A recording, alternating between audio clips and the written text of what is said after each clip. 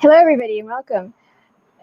My name is Anusha Kandasivam. I'm moderating the first YouTube panel session in our second annual Fathers for Pixels live stream series. Through Fathers for Pixels YouTube panel sessions, the Pixel Project is providing a platform and learning resource for fathers across the world to step up and speak out about the importance of combating violence against women. For this year's series, we are collaborating with Men Challenging, an organization comprising men who are working towards a more equitable and violence-free world for women and girls by actively addressing sexism, misogyny, and toxic masculinity among their male peers. This June's Fathers for Pixels campaign features 7 fathers and experts from different walks of life. Each live stream YouTube session will feature 2 to 3 panelists discussing a topic that links fatherhood and how dads can help stop violence against women in their families, communities, and cultures. Each session will also include a live moderated Q&A sessions for dads and communities to ask questions. Now, our topic today is raising boys in a digital world, fathering in the age of social media. We have 2 amazing people here today, here to take part in discussion, 2 fathers who have spent years working in one capacity or another to eradicate violence against women and advocate for more positive masculinity and a more gender equitable world. So we have Emiliano Diaz de Leon. He works for Texas Association Against Sexual Assault as the Men's Engagement Specialist. Emiliano came to this work as a victim advocate due to his experiences of family violence and his perpetration of teen dating violence. He is a proud father of an 11-year-old boy named Joaquin and is happily married to Cynthia, a longtime educator. He strives to be a role model for his son and other men working to heal and end cycles of violence. And he lives in Austin, Texas. And then we have Stuart Chase. Stuart is the Senior Communications Manager for Make-A-Wish Canada.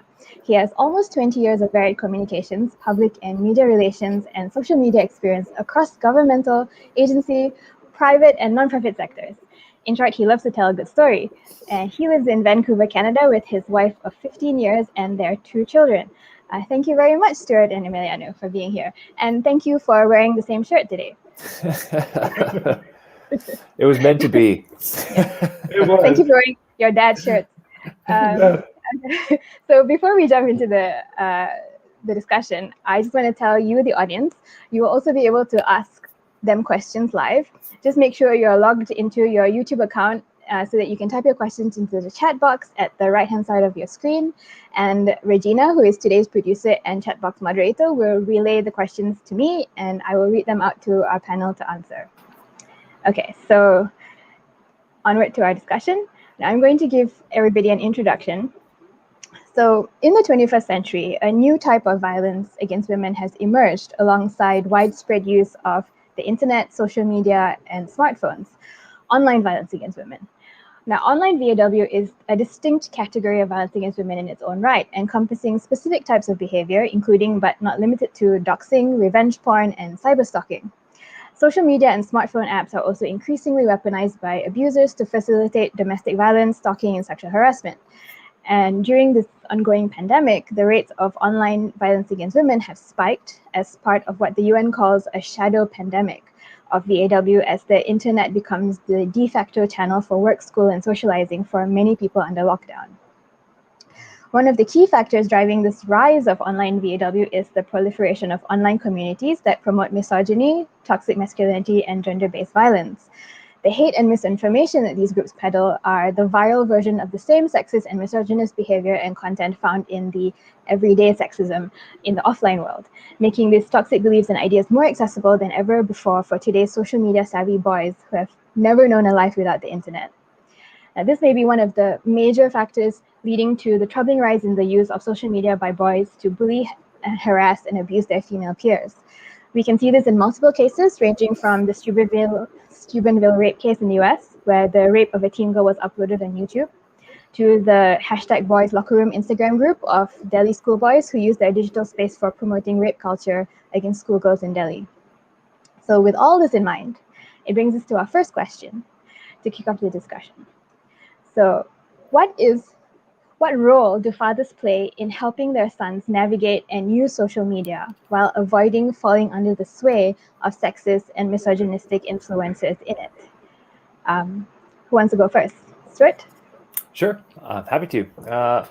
I think the role that fathers play is huge. It does not do to have mothers being the only ones taking responsibility for that conversation. It's not fair to put women in a position of, perhaps their children view them as being defensive in that position. I think it's exceptionally important for fathers to show their boys that it's very acceptable to be emotional and vulnerable as a man.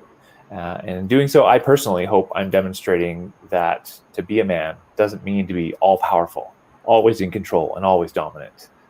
Misogyny has its roots in a power dynamic that should not exist.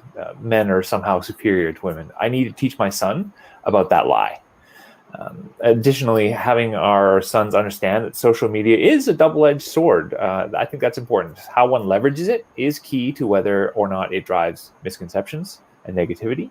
And we need to be conscious of, obvious perils, such as how body image portrayals are often distorted, how as a form of media it instigates instant gratification and really unrealistic expectations.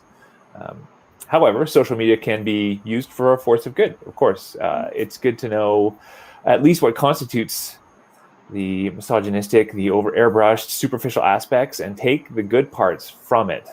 The important social causes like the Pixel Project, the inspirational anecdotes connecting to communities that really have genuine interactions within them. Don't use it as some sort of training ground for your sexual awakening. Use social media and the internet in general as a safe space where you can research and converse in positive and safe ways. So those are my initial thoughts anyways. Emiliano? Thank you, Stuart. Yeah, I mean, that's so rich, I think, in terms of thinking about this issue. I really appreciate this question as someone who is navigating social media myself, right?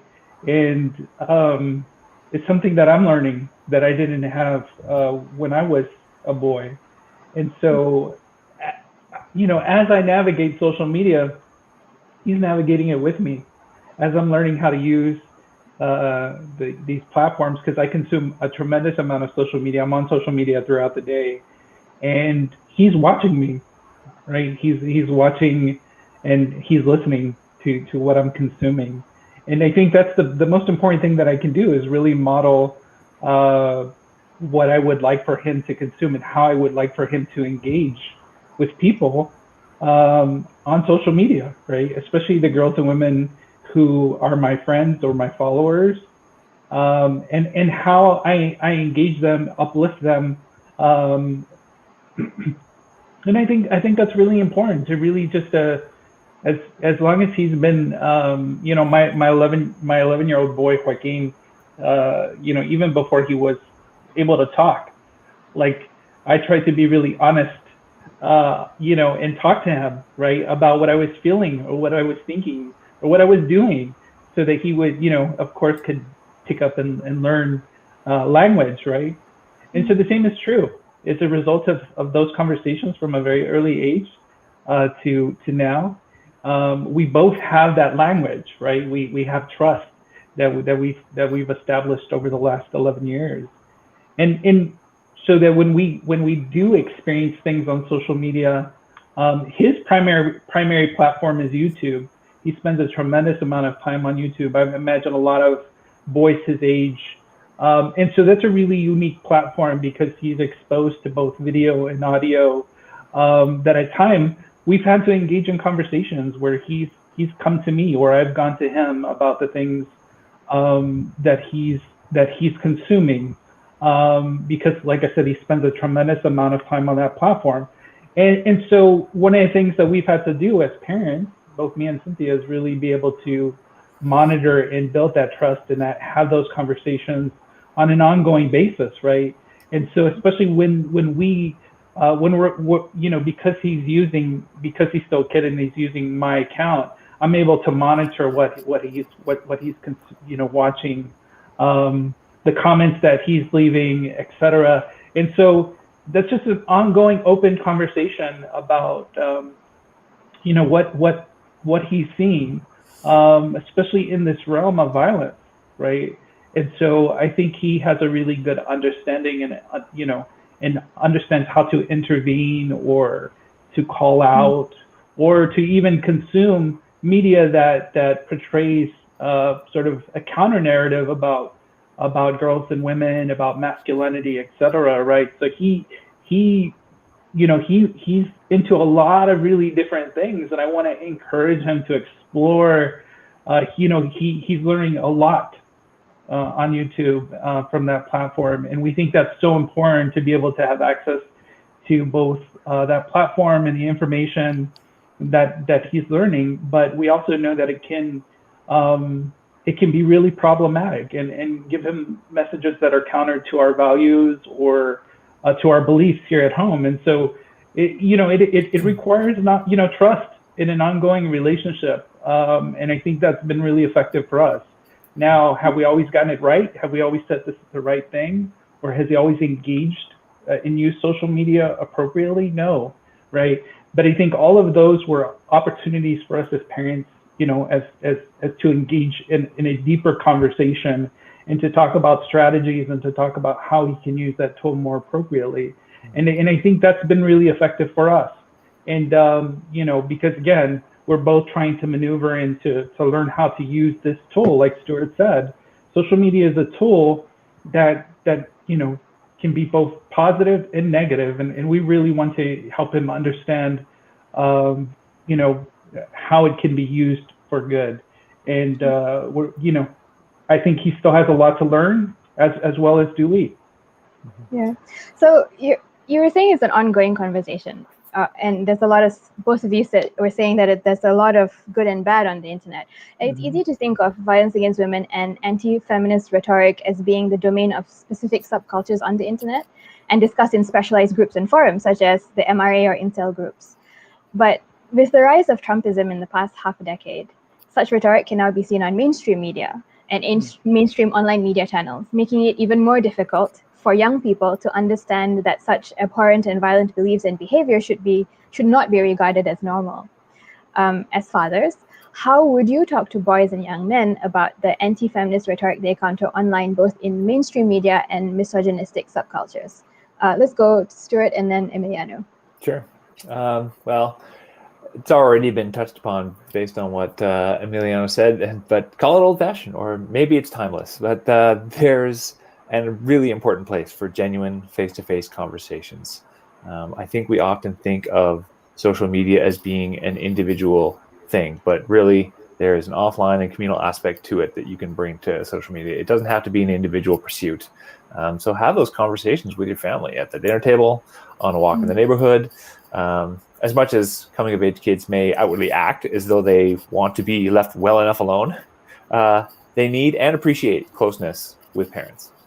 Or parental figures. And in those questions, when you're talking to them, ask them the questions about how they see me acting towards women in the real world. Hold up the mirror. Do I act like the people that you see online? There's all sorts of inroads into that conversation to make sure that they're thinking critically about what they view in media online and how they view people acting in the real world and which ways those conversations can go. Emiliano? Yeah, thank you, Stuart.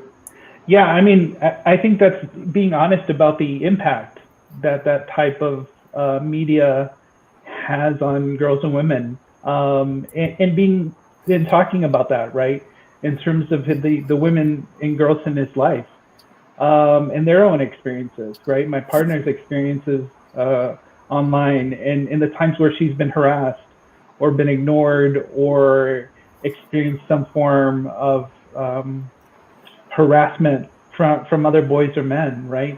And not just my partner, but other girls and women in his life, right? In terms of their own experiences online, and him hearing that, right? Taking the time to understand the impact that behavior has on them, and the fear that can create, right? The violence that produces.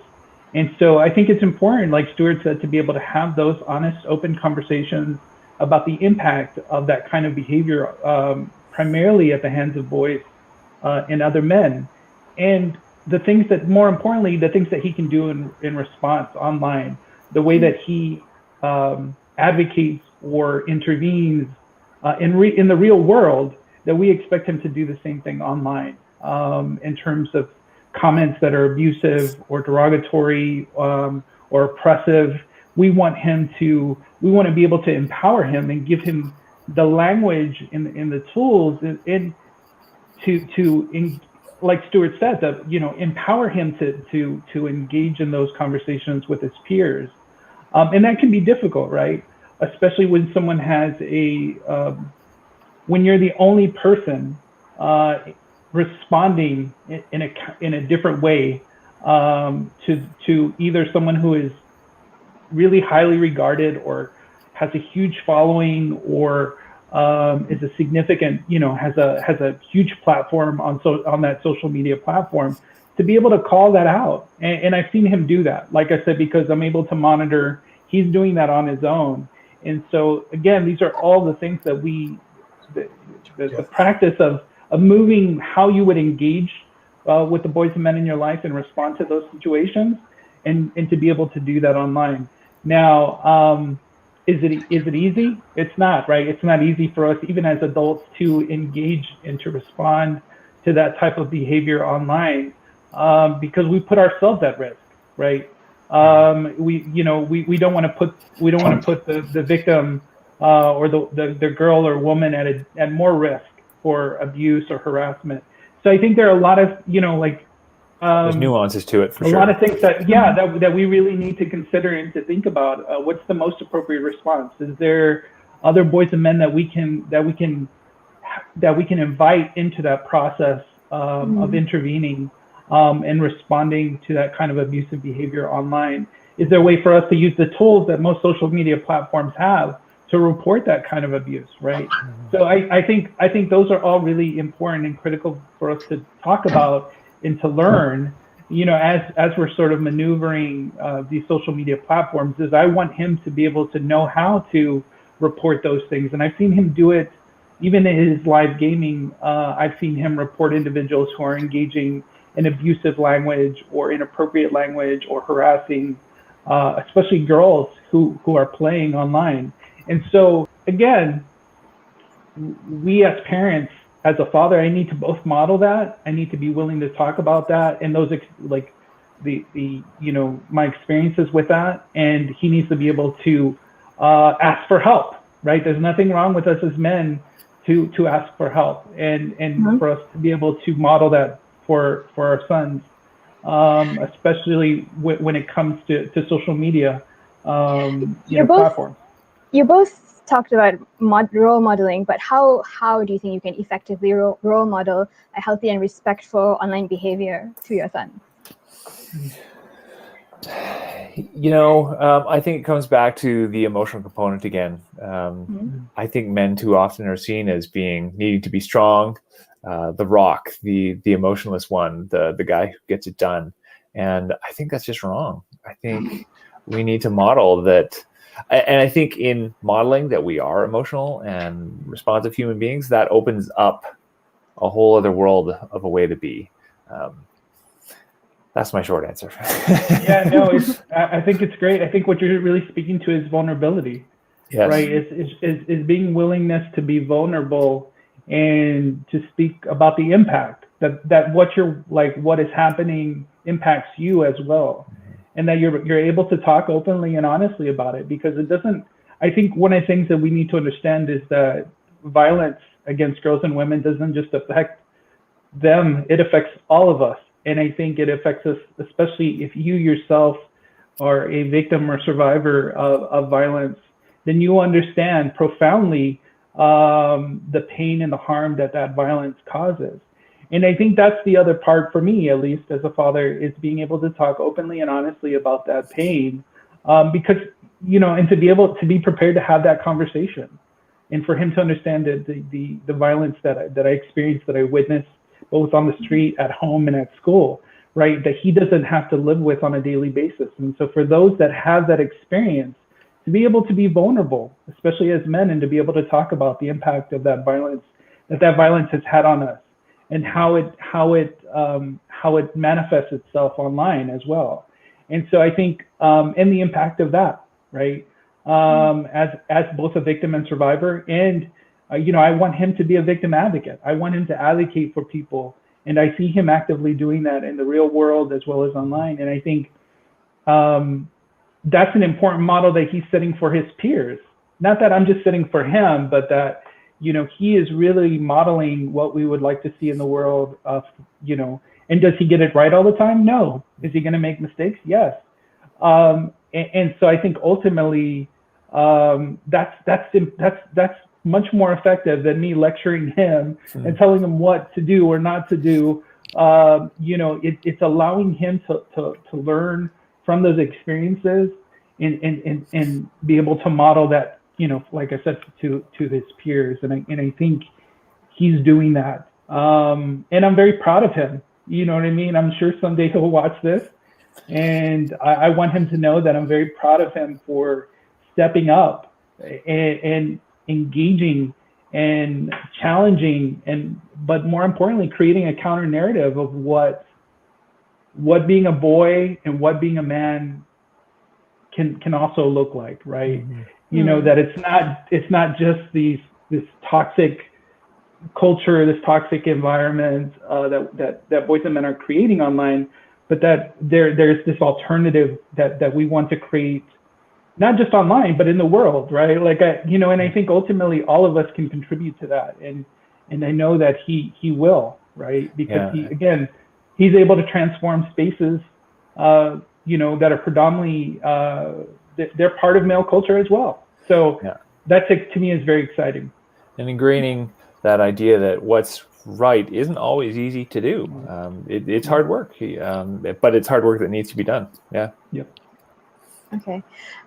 Stuart, if you don't mind me asking, how old is your son or your sons? Because we know Emiliano's son is 11. How old are yours? My son, Sasha, is 12. He'll be 13 in just a few weeks, actually. And our daughter, Heidi, she is 11. So we have that real-time example in our home as well, where, Sasha, is this a way that you would ever talk to your sister or treat your sister or your mother in the house?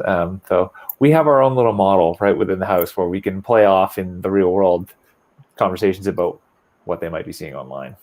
Yeah, absolutely. And the reason I'm asking is because your son's is quite young. How young should you start having these conversations with them? Is it something you do from the very beginning? The conversations about equitable treatment of every human being, frankly, need to start very early. Waiting until the teen years, it's way too late now.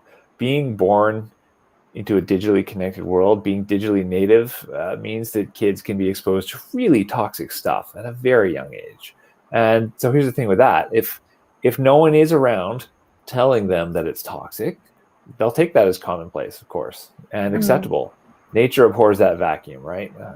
As the saying goes, kids will make their own assumptions about right and wrong if no one is there to teach them and to talk to that.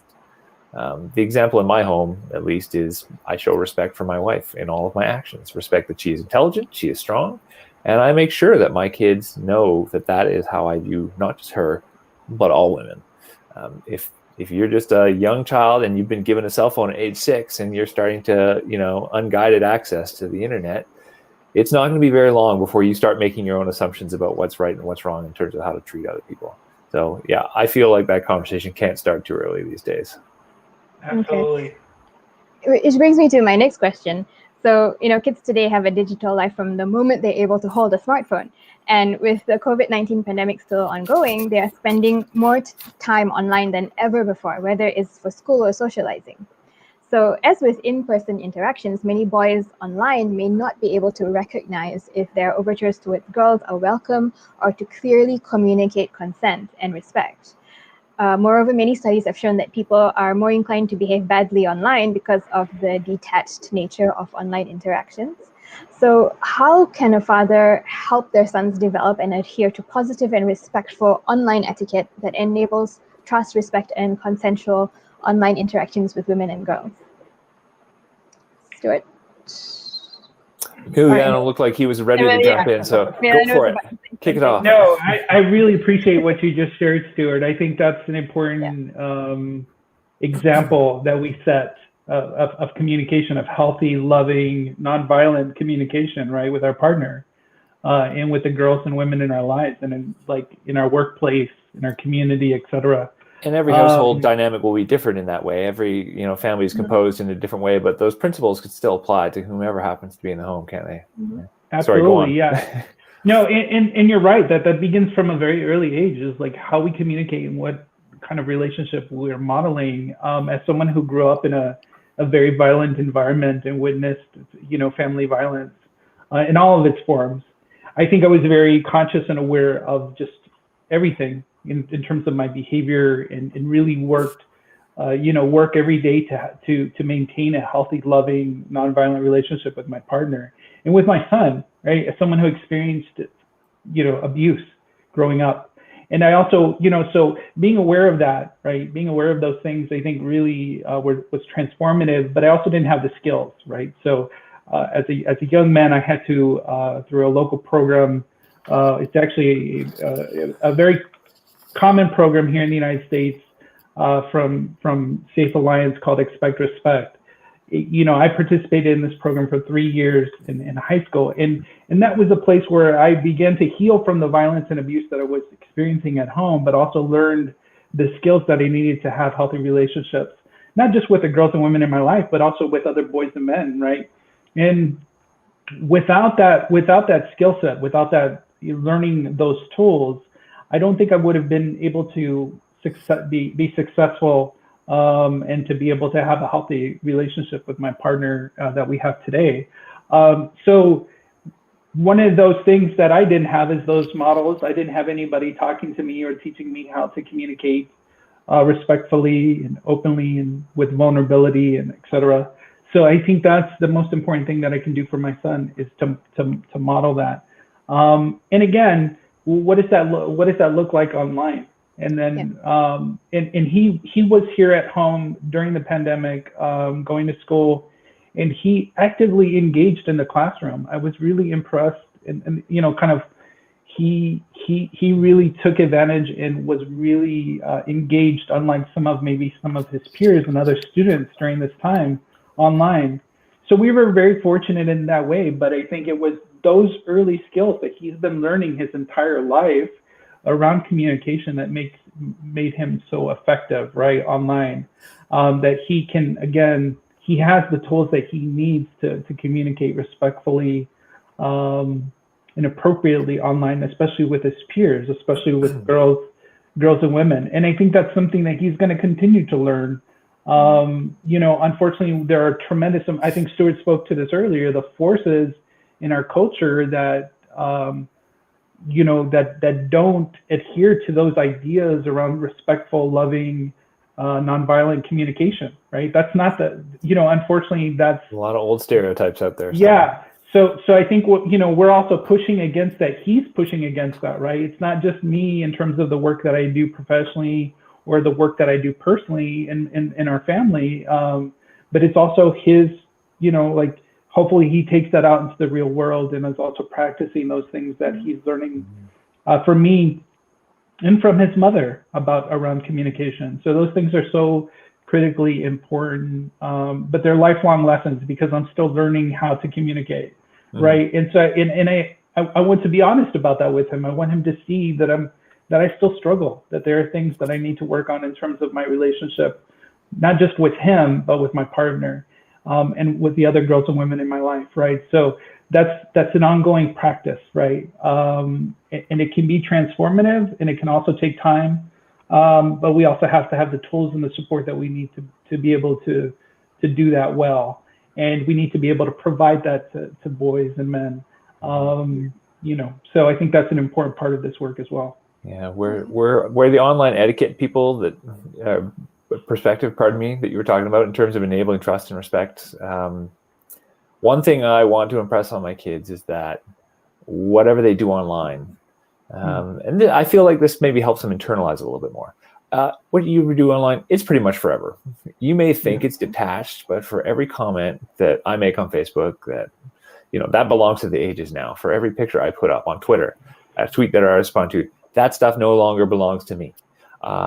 I'd like to build an appreciation in my kids' minds that what they do today belongs to the internet. And that could very directly affect them down the road. Job prospects, getting into healthy relationships. I'm not We were born in a time before the internet. We learned to date in the real world before social media. How do people get into relationships now? They're on dating sites, right? And there's no shortage of information about the person that you are potentially going to go on a date with about how they have behaved online. So if that is a motivator towards my children behaving appropriately online, I'm going to use that. I'm going to leverage that perspective for sure. I love that, Stuart. I think that's such an important point in terms of even us thinking about how we represent ourselves, how we engage with our colleagues and our friends and our family members online, because again, that's just our, that's an important part of who we are, right? And I really appreciate what you said, because I think it's an important for us to consider and to have that conversation, right? Because it almost feels like the more selfish way to approach it, because you're talking about, well, this is going to affect you. But if it actually changes their behavior in a way that models appropriate behavior online that other people are going to learn from, then that's great. Yeah. Absolutely. Has that ripple effect. Yeah. Let's use all the tools in our toolbox. Yeah, right. You've actually answered a question that one of our audience members just asked. Here we go. Let me put it on that. There you go. Misty306 said, how do you explain to young males that regardless of being anonymous on social media, the moderators could still expose your identity based on toxic behavior and they could face serious consequences? So you basically answered that question. Well, and to dive a little deeper into that in terms of anonymity on social line, if your behavior actually moved into an illegal space, then authorities now have all sorts of ways to uncover the reality of who you are behind online. Yeah. Absolutely. Well, it's not just authorities, really, because like Misty says, don't forget to tell your kids that colleges and trade schools surf through their previous social media posts. Yeah. There you go. So there you go. And you got your peers who are, super internet savvy as well, who is going to dig through your past and figure out who you really are. As I alluded to there, Emilio and I we were coming up through the world before there was anything to stick to us online, and we were not perfect children. I'm sure I wasn't, and there could have been all sorts of things that an employer might have looked at, and the world is very subjective online. They might see one small detail about somebody that they don't like, that's going to count you out for a job.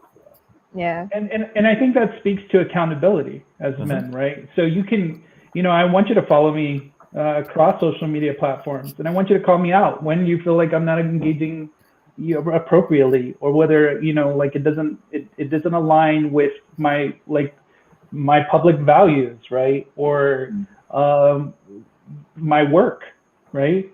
And so I think that's an important part of our role as fellow travelers, on social media, is to be able to use social media to call people out and to challenge those notions that we hold still, that I'm still working through, that I'm still trying to figure out, because social media can also be a tool where I'm processing, I'm trying to figure things out, I'm answering, I'm trying to answer these really hard questions around, these really important issues, right? And I'm going to say and make mistakes.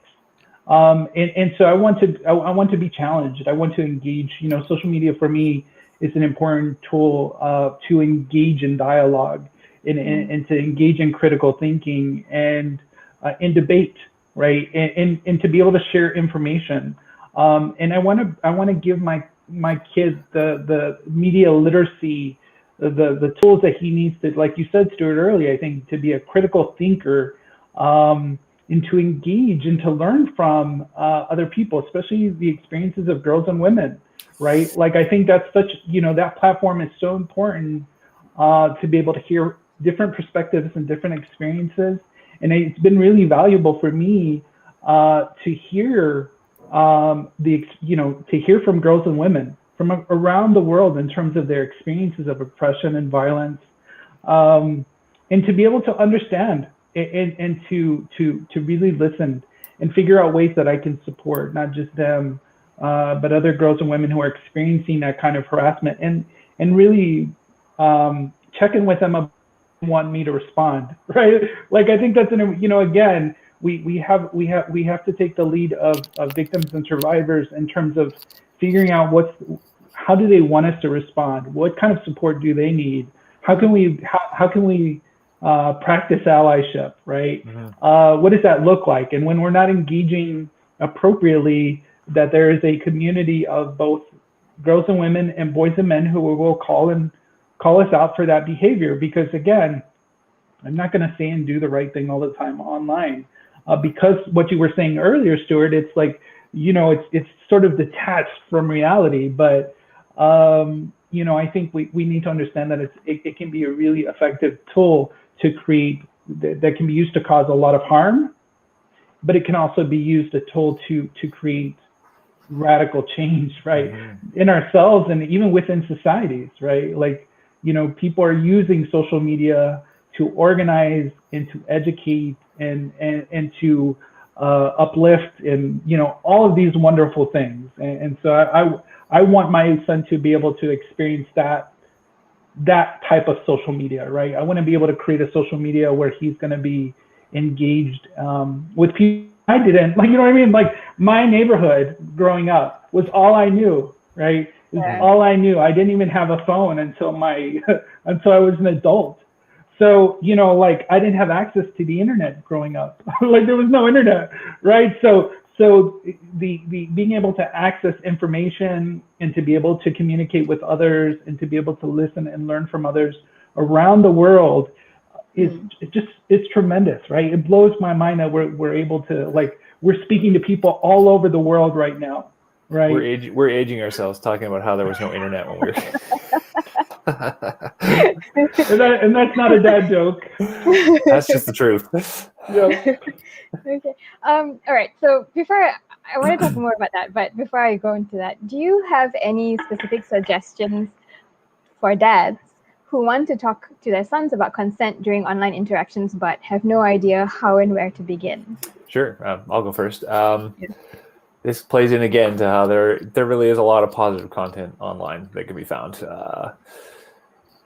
We can't forget that these things, things online get caught up in a doom and gloom scenario, but the internet is an amazing resource for really positive information. That aside, I think the main thing I would say is that you have to own your own confidence in the subject. We're talking to teenagers, preteens, tweens. You got to be able to discuss these things without breaking into a sweat. If you feel awkward and uncomfortable, your kids will smell that fear. And I say that with a bit of a laugh and a bit of a smile. But you've lost your ground as a trusted educator and confidant, and you've got to be able to approach those subjects in a way that your kid is not going to question your authenticity or your genuine compassion and emotion in those discussions. That's my main tip. You got to own it. Thank you, Stuart. Yeah, consent is something you learn from even a very early age about just body autonomy, about making choices for yourself. Like, these are all things that we can teach our children as parents, as fathers, that we can model, right? Like, that they're always watching us. They're always listening to us. My kid remembers what I said years ago, that he brings up, and I'm like, what? You heard me say that? So, and not always positive, right? And so I think that's really important to be able to, again, to model, to have honest conversations and to figure out what consent looks like, right? Because for us, that wasn't something we learned. There were no books. We didn't learn it in class. We definitely didn't learn it from pornography or from our peers. So I think that's the other important thing is, like Stuart said, is for us as parents to learn, to be willing to say, I don't know. I really don't know. Let me find out for you. Let me read a book. Let me find that information so that you're providing the most appropriate, honest information that they need in order to make choices, right? About their relationships, about their sexuality, about their sexual health, etc. Right? Like, so I don't know, but let me find out, son. I think I really appreciate. We have to be honest and break the ideas that as men we know everything. I know it all. I have all the answers. Like Stuart was saying earlier, we gotta break out of those ideas, these rigid ideas about masculinity that we don't know, and we need to be honest about that. But that there's a willing for us to learn together with our sons, to have honest conversations about, like, the times where maybe I didn't do a good job of getting consent.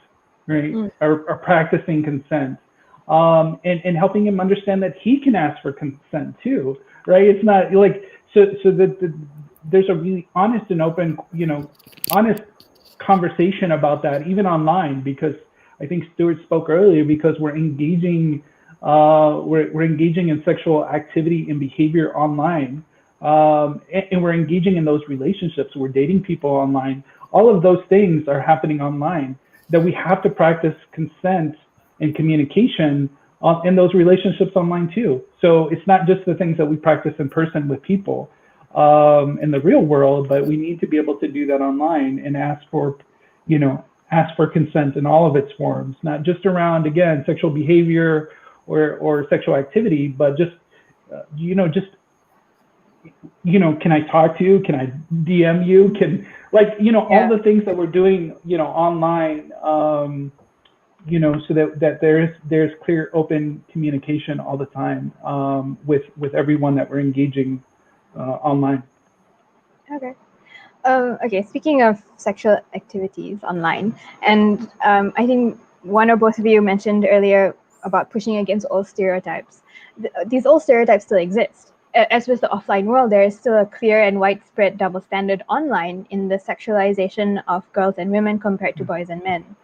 While women and girls are encouraged to present their value in terms of their sexual appeal, they are simultaneously shamed for expressing sexuality.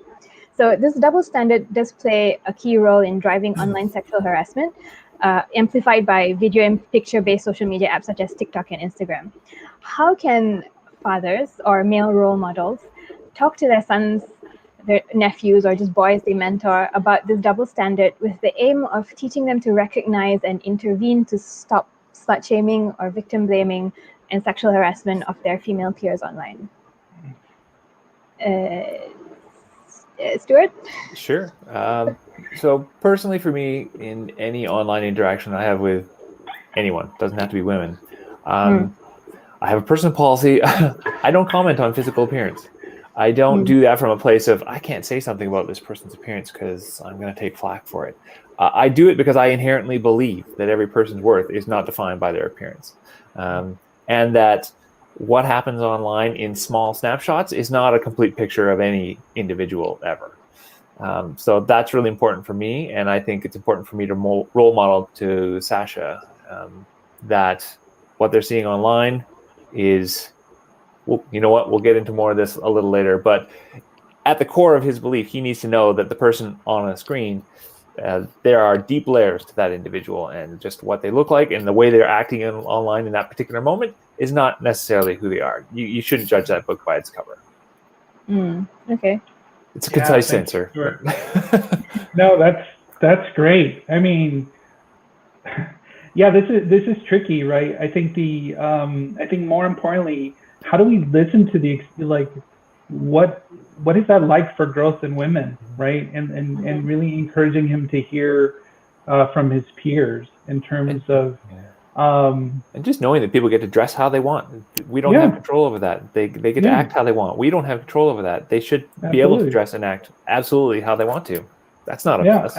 And I think that's an important message for boys and men to hear, right?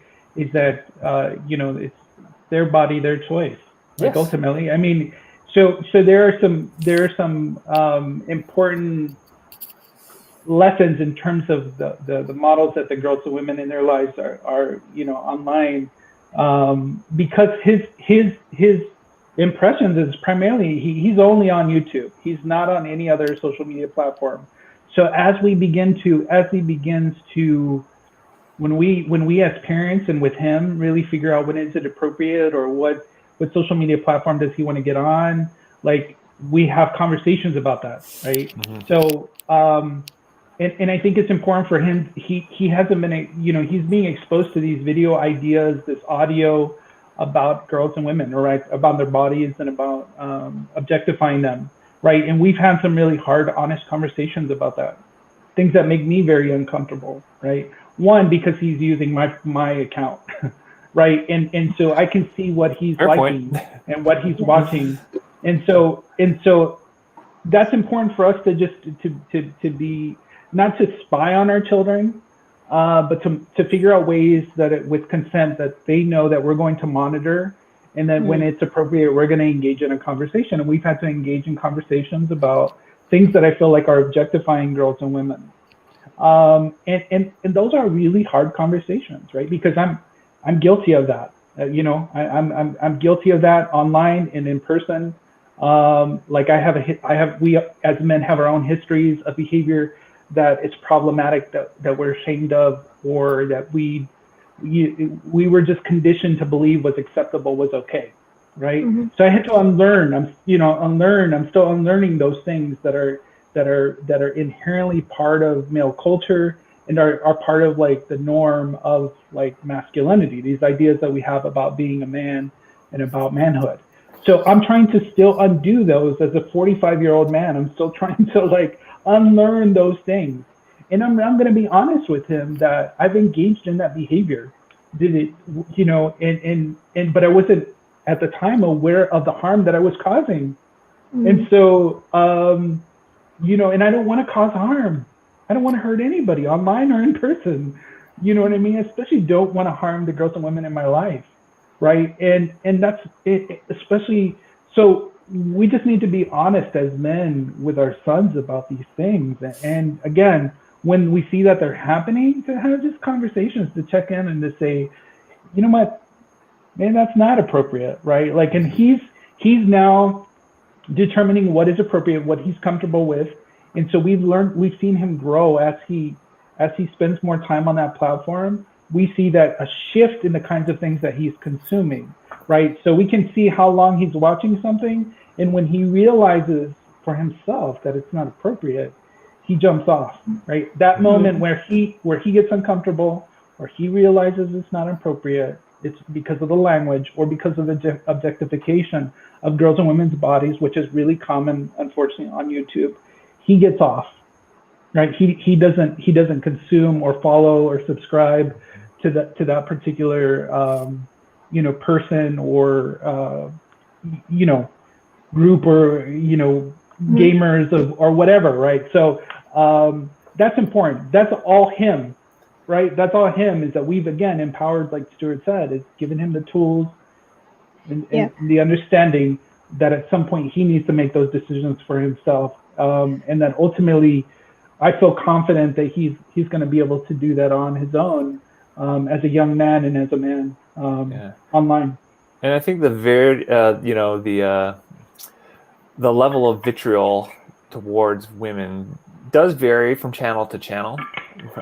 So you can even break it down by social media channel and how you're going to need to approach that with a kid. Twitter is, in my opinion, the worst. A woman can comment about the result of a hockey game. Sorry, I'm in Canada. We talk about hockey a lot. And immediately there will be comments underneath it, just because she is a woman talking about hockey, that somehow there must be a link to her sexual behavior. And the derogatory, slut-shaming terms that come out of people's mouths in response to someone talking about the result of a hockey game. And I think I have to... Same thing, Emiliano. My son isn't on a couple of social media platforms like Twitter and Facebook. They're not there yet. They're too young. But when they get there, that behavior is going to be there. And I'm hoping that he'll simply have enough critical thinking skills by that point to say, what is the reason that someone would respond to a tweet about hockey with this kind of disgusting language? Can we talk about that? And I think it's really important to have that conversation and to stop that victim blaming, to stop that slut shaming, to stop that online sexual harassment. I'm hoping that we get a chance to have those conversations, that he doesn't just get on those channels, create an account, see it, and think, oh, that's how this channel works. Okay. Yeah. Is it the same conversation when it comes to peer pressure, like standing up to peer pressure from male friends who do behave abusively towards female friends and classmates? I think that becomes a little more real world in terms of peer pressure and classmates and sporting groups and social groups. I think it's human nature to assume that someone else will step in to do the hard work in moments of stress or awkward situations. It's the bystander effect. It's unfortunate, but it's real. We've had these conversations in our house. Our message is, you need to be prepared to be the one to speak up or take action, because 9 times out of 10, no one else is going to. And if you don't step up or take action, I know that sounds like a lot of pressure, but it's important, right? If you don't step up, if one does not object to or stand up against something that one does not like or agree with, then you are to a degree complicit in permitting it to happen. People like to pretend that they're outraged by what they see in the world, but when they do nothing to stop it, among people you consider as friends especially, that silence gives consent. So don't be silent, even if it's among people you do consider friends, and don't sit by. So if my son or my daughter, whoever, if they're witness to catcalling or knowing that a friend is harassing someone online, I hope he knows that I'm giving him the duty to call that out as wrong. I have a serious expectation that they're going to need to be the ones to step up, knowing that 9 out of 10 times people will not. That's very much key to me. Yeah, thank you for sharing that, Stuart. Strongly worded. Yeah, no, well done. I think what has been really interesting is that the book of Dares, it's called 100 Ways for Boys to Be Kind, Bold, and Brave, right? And it's from our friends from A Call to Men, right, which is a national organization here in the United States. An important book for our boys, right? To do exactly what Stuart, to really think and to My practice. son's birthday's coming up. I'm writing that down. Yes, please. It's a really great book for the boys in our lives, especially, and so we give this to Joaquin, and he's been slowly reading it, right? So getting him to read something now is a little bit harder, but it's a phenomenal book because it gives boys, it creates the scenarios for boys to think through critically about what would I say, what would I do in that situation, right? Like Stuart was saying, that bystander, effect is so important because it is a practice, and we're not always going to get it right. We're going to make mistakes. We're going to say and do the wrong thing. But I think it's important for boys to be able to practice, to train for that. Yeah, just like with everything else, like we have to put in the work, and we have to practice and say that, that doesn't work with my peers, right? Like they didn't like that approach. So I'm going to approach them from this perspective around strength or about being brave, or like we also have to think critically about our language and how we think, rather than being the white knight on the white horse coming in to save the girls and women. It's really about, it's our responsibility as a global community online for all of us to create a safe space for everyone, right? But especially for girls and women, because you're absolutely right, Stuart. When I share something, when I'm giving the same message that girls and women are giving online around violence, the response to them is abusive, and it's for their harassment, they're harassed, they're pushed offline.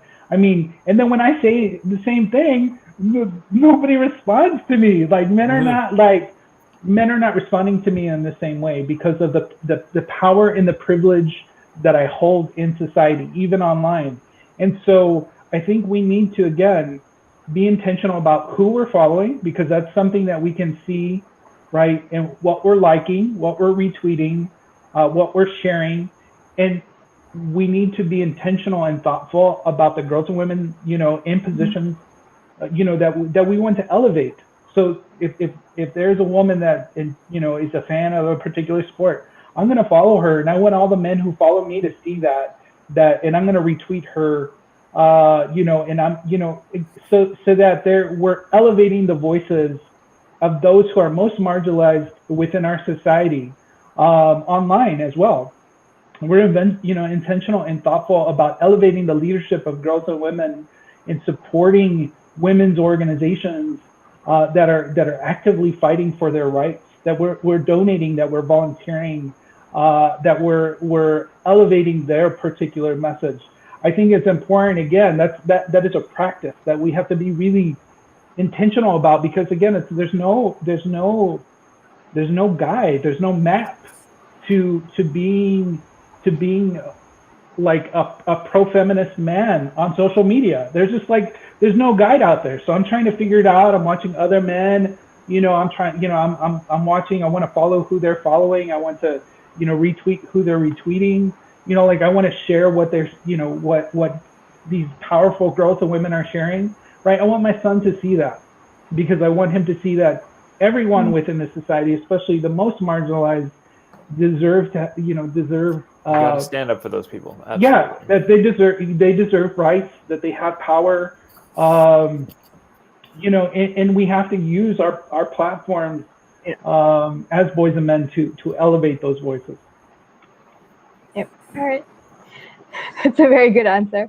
Like you said, it's an ongoing conversation, right? And we are all still learning. And it's, yeah, we can get there. Okay, so speaking of, we've been speaking about consent and objectification of women and girls.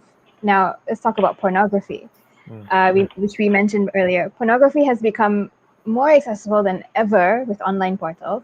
And much of pornography that is widely available sexually objectifies women and are at best iffy when it comes to consent and boundaries. Consequently, boys with access to pornography will very likely gain damaging ideas of what it means to be a man in an intimate relationship with a woman.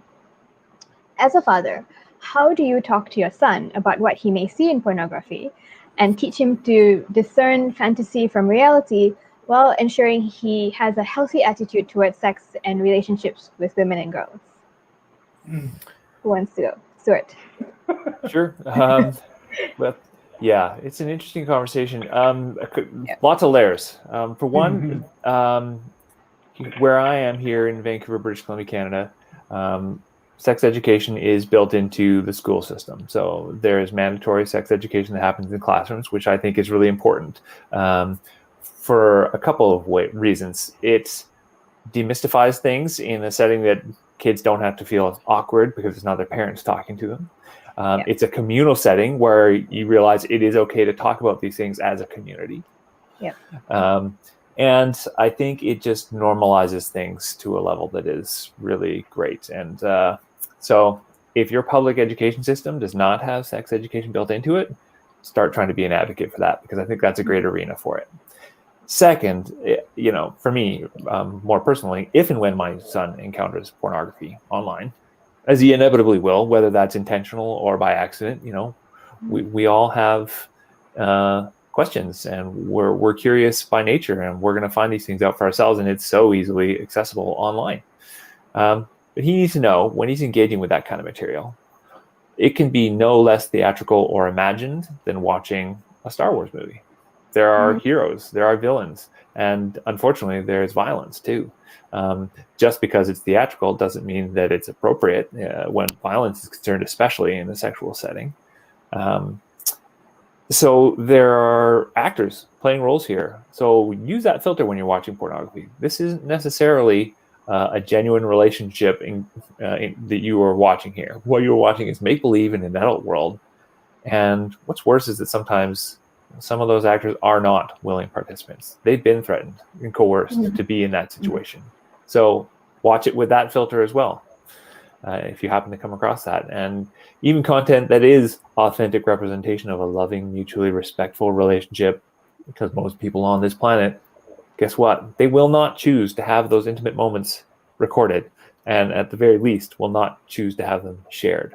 So there are so many filters that I want my son and daughter, frankly, to be able to think about as and when they encounter pornography online, to realize that it is incredibly damaging to women, especially as an industry, and it rarely, if ever, is actually a genuine reflection of how a loving, mutually satisfying, sexual, intimate relationship should be. Yeah, thank you for that answer, Stuart. I mean, I think this is the most trickiest conversation.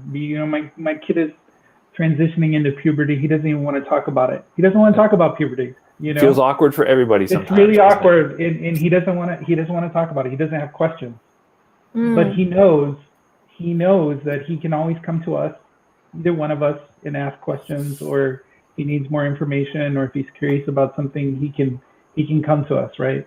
And we also provided him a book, right? Because he loves reading, and so we provided him a book with really accurate, important information that unfortunately he's not getting at school, Stuart. So we don't, here in Texas, we're unfortunately a very conservative state, and so the kind of sex education that I would have liked to have received that you're talking about. I didn't receive that. Nor did My I. son is not- I got a pamphlet on my bed, and 20 minutes later, do you have any questions? No, So sir. yeah, it really falls on us as parents to engage in these really hard conversations with our children about their budding sort of sexuality. Yeah. And I think the conversation about pornography is even harder. It makes us really, as men, like it's very uncomfortable. Even men who are engaged in this work, like me and you, Stuart, to really talk openly and honestly about our own use and our own consumption of pornography, right? Especially as a boy growing up, it was everywhere, And we're talking about not in digital form. We're talking about magazines, 7-Eleven magazines. You walk magazines, comic books, like they were around my house, like it was the norm, right? And so I was exposed to these ideas about sexuality and sexual behavior and sex from a very early age, much earlier than he was, or that he is, right? In terms of being exposed to those kinds of things. So he tends to right now, because again, he's not really interested. He's not really thinking about his sexuality. He's not exploring that. Maybe he's curious. There's some curiosity I've noticed, but again, as those things come up, again, it goes back to this ongoing conversation. But I also need to be prepared to talk about my own consumption and the reality that I was not aware of what you just said, Stuart, in terms of what I was consuming, what I was looking at, and what is online, right? What is mainstream pornography and the type of violence and racism and sexism, et cetera, that we see, the kind of abuse that is just part of mainstream pornography, the things that like you said, Stuart, we accidentally or are accessible to all of us, right? And so that's hard. That's a really hard conversation, to be honest with my son about my own use and how that affected me and how it affected my ideas about sex and sexuality. That I really wish there was, so because I didn't have that man in my life that I could go to and talk about what I was reading or what I was seeing in pictures, I didn't know any other way until I really began to understand and to listen to women, the impact that pornography had on the girls and women in my life, right? I picked up a really important book called Getting Off by Dr. Robert Jensen.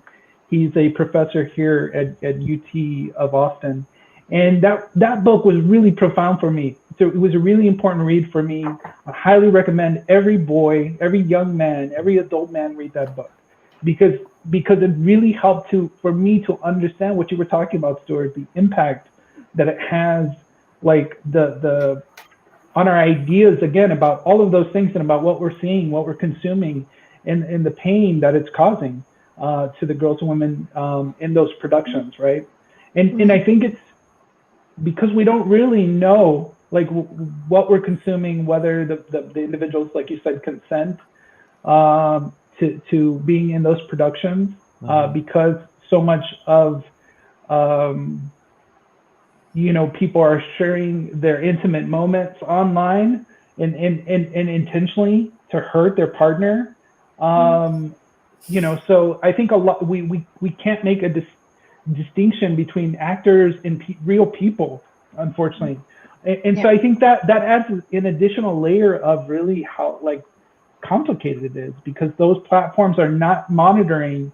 They're not ensuring that the individuals provided consent to share those images or those videos, or they're not ensuring that those individuals are adults, right? That are legally able to consent to that kind of activity, or are participating in these productions, right? Because the way pornography is being produced, and because unfortunately, I think the child pornography that is online, right? And so I think it makes it like it's icky. It's really like it makes us very uncomfortable, because again, we as adult men are consuming, as dads, right, are also have consumed that stuff. We have access to that, whether it's for our own curiosity, like you said, Stuart, because we still have, because of these ideas, these rigid ideas about masculinity and about sexuality, we ourselves are just beginning to think outside of those very narrow ideas around sexuality and sexual behavior that, of course, we're gonna we're learning about these things as well. And so while we do have some of the critical skills, a lot of young people, like my son, doesn't, right? To make that distinction, your comment about Star Wars and what they're seeing in pornography, oh my God, right? In terms of fantasy, like to make that connection for the boys and the girls in our lives. I think that's an easy analogy so to be able to tell kids anyways, right? So. I appreciated it because you blew my mind with that, because I think that's so true in terms of looking at that and not really looking at the harm that's causing on our ideas about, like, around sexuality and sexual behavior, because then we think that's the norm. That's the way that's the way that we engage in sexual behavior, right? And so we're not getting examples. I mean, it would be great if we were watching, like you said, these ideal acts of sex or sexual behavior that had all of these wonderful things in terms of intimacy and consent and loving, mutual it's not satisfaction there. It's not and all those types of things. Exactly. Yeah. It's not part of mainstream pornography. No. And so, and you can never ever know if it's in any way genuine, even if it's amateur, whatever, it's just, there's always that filter of, I don't feel like this is real, or is this real, or those questions have to always be there when you're viewing that. It's an important lesson for us as boys and men to understand that there's commercial sexual exploitation happening all over the world, right? And that it's happening within within pornography, and for us to have honest, hard conversations about that and how we contribute to that, right? And it is devastating to women and children that have to be involved in that against their will. Devastating. Yep. Yeah. So it's definitely a very deep, wide-reaching conversation to have with boys. How do you start? I ask this because both of you, from what you said, are from two very communities that deal with sex education and this kind of conversations differently. So Stuart, your son learns about it in school, but Emiliano, yours doesn't.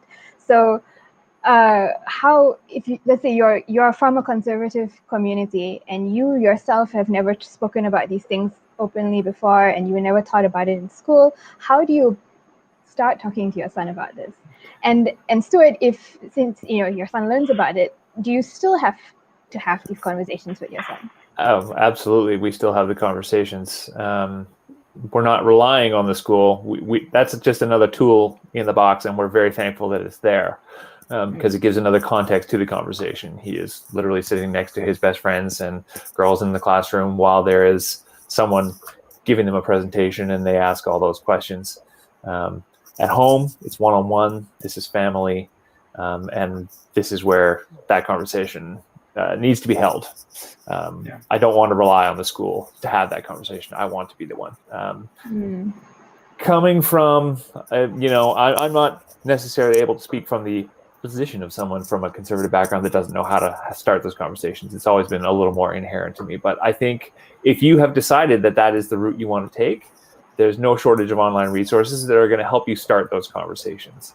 You simply need to Google, how do I talk to my kids about sex? You're going to get a lot of really great freely available resources online. And then it comes down to you being willing to take that step. You've got the tools in hand now. You've been given ideas as to how to engage in that conversation. Don't be afraid to have that conversation. It's so important. Yes. Thank you, Stuart. For me and, for my kiddo in particular, books, magazines have been an important critical, to help me think critically and to learn information. This is a wonderful memoir called Man Enough by Justin Baldoni. I'm loving all the book recommendations. Well, I got them. and this is a phenomenal book for young men in particular. I think it's definitely appropriate for the teen boys in your life.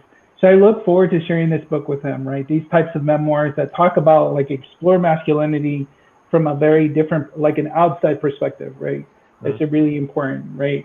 I think to be able to provide other models of masculinity, there are other ways of being a man that are not about me, that there are all kinds of really amazing, beautiful, wonderful men and male identified folks outside of this house, right? And so I want him to hear and to read about those men. Like, for example, we were just talking about the comic book series from John Lewis, right? From Representative John Lewis, who passed away, and how important that book was to help him understand the experiences of African Americans in this country, their experiences of racism in the civil rights movement, right? Like, that was an important book for him. The other publication that has been really profound for me is this magazine that's called Voicemail, and it's a quarterly publication from the United States. This book, like, I'm old school. I like magazines. I grew up with magazines. This is my favorite men's magazine because I think it really explores, like, how we express masculinity, how masculinity can look different. And I didn't have any other models of masculinity growing up. And so I want to expose myself even as an adult, and I want to be able to, like Stuart said, be able to have the knowledge, the information, and these new ideas about what it means to be a man in this both this global world that we live in, right? This digital world that we live in as well. So I think, again, we need to be able to expose ourselves to different information, different ideas, different perspectives, different experiences of masculinity, so that boys can take all of that information in and to help them make critical decisions about the kind of boys, and men they want to be. So I think that's been really that's just really important for me, to be able to have some critical conversations, because, again, I don't know what I don't know, and Google is my friend, right? Like, that I think is a really important tool that all of us as parents have access to in terms of that information, and those ideas, those stories, those experiences of people who, because we might be in positions of privilege that we don't hear, we don't see, we don't understand their experiences because they're not part of our lived experiences. I want to expose my son to those experiences. I want him to hear those stories. And I think that's important, that he's able to take those and think critically and make decisions based on the information that he has access to, right? Because I want him to be successful. I want him to be independent. I want him to think critically, but also I want to empower him to stand up and to be an advocate, an activist, an educator, like all the things that we know we need to do in order to transform our society, right? So that, like Stuart said, while right now we might have to do this in our homes, I want him to be able to leave the house and for society to reinforce these ideas, right? The boys and men in our neighborhood, at school, like to reinforce these ideas around masculinity, right? And I want to create that world, but that requires for me to get my hands dirty and to do the work, right? To engage with the boys and men in my life about these things, especially outside of my family or in my circle, whether it's my coworkers, my classmates, the people that I worship with, like the people that I go to school with. I need to engage with these conversations. I need to engage in these conversations beyond my home, right? In order to transform society. And it's a long game too, right? We want to be able to look at it from the viewpoint of I'm educating my son so that he can educate his kids. And, this isn't necessarily a change that's going to happen overnight, but hopefully this is something that changes for not just his generation, but the one to come after him as well. And so, absolutely. So I was just going to say, Justin Baldoni has a show as well called Man Enough. I think it's an online show where he talks about, these things, consent, what it is to be a man, toxic masculinity. I think I can't remember which platform it's on though, but. Yeah, you can find it on YouTube. You can find it here on YouTube, his viral TED Talk. I think, but his story is different from mine, right? It's different from Stuart's, right? In terms of his experiences of being, masculinity and being a man. Get all those perspectives. And we need those, we need those counter stories. So both of you have been very awesome in giving a lot of tips and suggestions, but I'm going to ask my final question, which is, do you have any final tips and suggestions for dads or dads-to-be who want to parent their sons to become nonviolent feminist men who respect women and girls in the digital age? I know it's a very big question, but do you have any? No pressure. Yeah. For me, it is a digital world and an increasingly digital world. We have to force those real world connections. If you feel like you've disconnected from your kids because they've been too connected to their devices, put in the hard work that's required to earn back that human face-to-face time. And I know every family dynamic is different. There are single parents working hard. They need those screens to be able to occupy their children. We all have different home situations, but those real world connections, however you can forge them, are so increasingly valuable, I think. And I would also recommend, if you don't have any strong female presences in your life, for whatever that reason is, find them. Expose your kids to amazing, strong women so that they can come to understand how wrong it is to ever treat a woman as an object or a second-class citizen, and to make them appreciate how we are equal in every way. And be emotional as a man. It's okay to cry.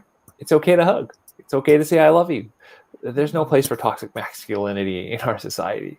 So be that role model for your kids. If you are that person, find a way to break through that, to shake off that I have to be the man, the tough guy life that you've been living. It is so important for our younger generations to see that men can be emotional and connected and engaged and loving in the same way that they perhaps view women.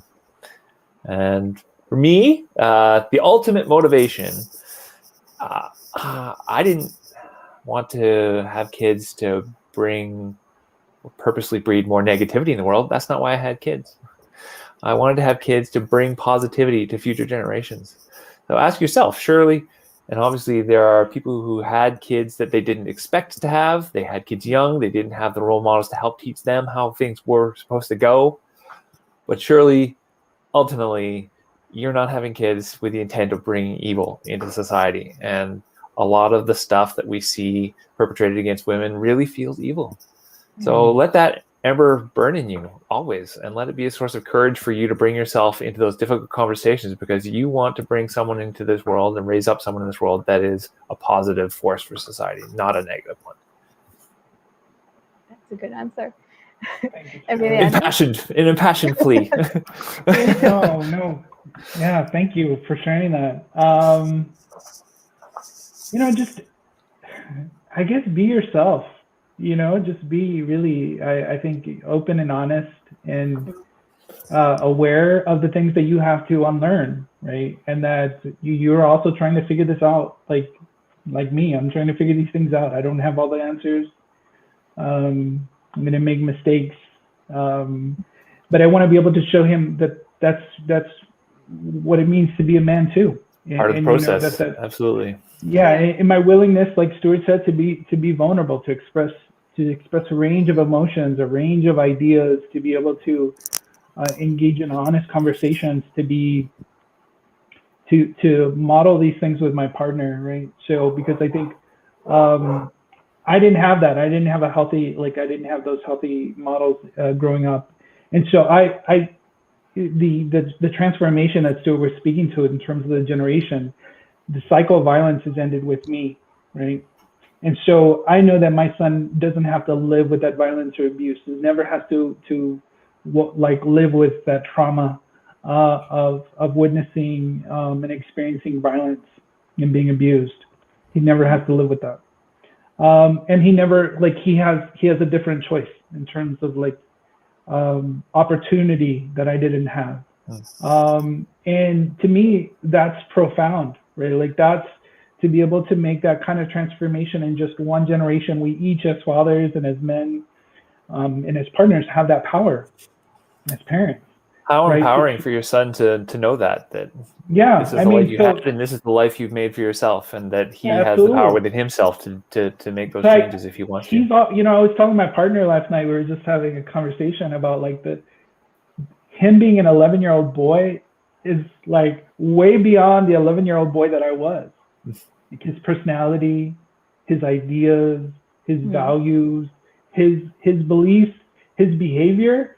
I mean, are just like like just amazing. Where the boy that he is, and I can only imagine what kind of man he's going to be, right? That like. So again, that like we don't realize until we become fathers, until we become parents, how transformative our behavior is, because we know that if the things that we do can cause tremendous harm. Like we hear about those things every day. We watch them we hear about them in the news. We read about them online. Unfortunately, a lot of parents and a lot of fathers are causing harm to their children. But beyond that, what can I do to transform like the culture, around masculinity, so that that transformation that I'm experiencing, that I'm part of here at home, that I also want to create in the world, right? Like what is the thing that I can do? Who can I talk to? Like those relationships with the boys and men in our lives are so important, because they are looking to us and it is an example, and it might be the only example that they have of something that looks completely radically different from their reality at home, or their reality on the street, or at school, or at church. So just modeling and engaging in these conversations, being honest, especially online, about and sharing these ideas with people, and exposing them to a different way of being a father and being a man. I mean, it's just like, again, I think the Pixel Project understands this well in terms of how transformative this event can be to those who are watching live and watching the recording, right? But the one thing that you can do, the one little thing you can do, is just share this on social media with your friends and your family members and with your followers, right? Because you don't know how much a man may need to hear these things, and how transformative it can be to his relationships with his partner and with his children. And I think that's the power of social media, of technology, of information, right? That some of us have the privilege and have a lot of access to. So one of the things we need to do is to make sure that everybody has access to that information, has access to those ideas, right? And so this is just the beginning of the conversation, right? It's not an end.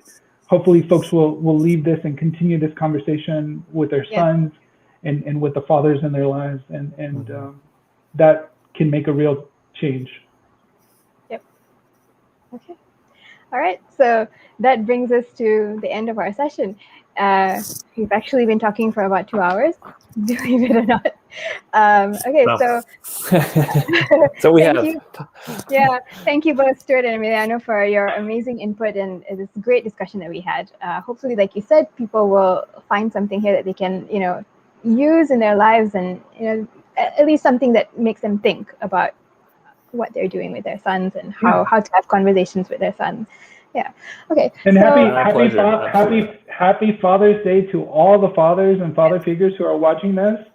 We hope that you have a loving, happy, healthy Father's Day. So thank you so much for tuning in, and thank you so much, Stuart and the Pixel Project, for hosting this discussion. It's been a great pleasure to be a part of. And dads, get yourself a plaid shirt. It's part of the uniform. Yeah. Maybe you'll be invited to be on our panel as well. And thank you so much for being an amazing moderator of this discussion. Thank you so very much for guiding this discussion. Thank you very much. You two are amazing. Great to be part of the conversation today. Yeah, I've had a lot of fun. So before we finally wrap up, here are a few resources that you can use. Our chat box moderators are going to be putting the links in the chat box. So if you want to find out more about violence against women and what you can do about it, please do visit the Pixel Project's website at thepixelproject.net. And if you want to find out more about the Fathers with Pixels program, the other panel discussions that we have coming up, the link is going in the chat box as well. It's called Dad for Pixels. I'll be watching. Look forward to it. Awesome. And if you want to learn more about Men Challenging's work, visit their website, menchallenging.org. And I think, Emiliano, you have an announcement as well? Yeah, I just want to invite anyone who here is in the States, here in the United States, or in Texas in particular, to join us for our statewide men's initiative called Texas Men Speak. It's a monthly virtual gathering for male identified folks to engage in these conversations, right? So all the things that we discussed today, we have these conversations with a group of men online every month. And so we want to invite anyone who's interested in joining us. You can reach out to me on social media. You can find me or email us at texasmenspeak@taasa.org if you'd like more information or would like to join us. Thank you. You can always do the cool thing that the YouTubers do. I'll put the link in the comments below. Yeah, do that. Oh, we'll try and see if we can put it in the chat box as well. Okay, well, thank you everybody for being here. Thank you for asking your questions. Thank you, Stuart and Emiliano, for answering. And it's time for us to say goodbye and have a good day or good night wherever you are in the world. Thank you so much. Take care. Thank you, everybody.